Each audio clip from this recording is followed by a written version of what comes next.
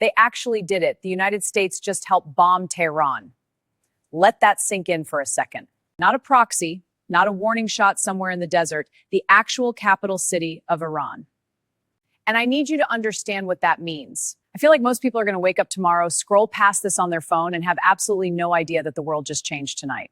So let me break this down for you like we're sitting at a kitchen table, because this is serious and you deserve the real version of this story.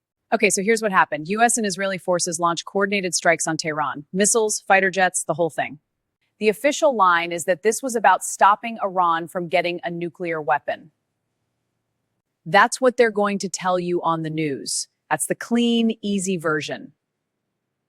But if you actually zoom out, and you start to realize that America may have just walked into one of the biggest traps it has ever seen. Let me explain why. First, think about where we are right now. The US economy is not in a great place. People are struggling with prices, with debt, with everything. And instead of dealing with any of that, we are now potentially entering a war with Iran.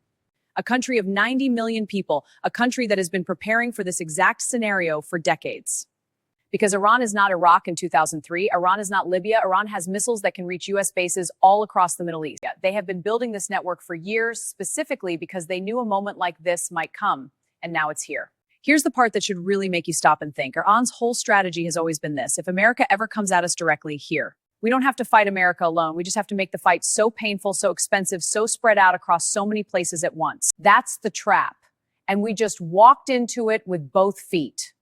Think about what happens next. Hezbollah in Lebanon is already on a hair trigger. The Houthis in Yemen have been firing at ships for months. Iranian-backed groups in Iraq have been hitting US bases over and over. And now, after we just bombed their capital city, what do you think all of those groups are going to do? They are going to go all at once. And American soldiers stationed across that entire region right now are going to be right in the middle of it. That's not me being dramatic. That's just math. And here's what nobody is talking about yet. Oil. Iran sits right next to the Strait of Hormuz. About 20% of all the oil in the world passes through that narrow stretch of water. If Iran decides to block it or even just threatens to block it, oil prices explode overnight. And when oil prices explode, everything gets more expensive. Gas, food, shipping, all of it. The people who are already barely making it every month are going to feel that immediately. While the people who made this decision will be just fine.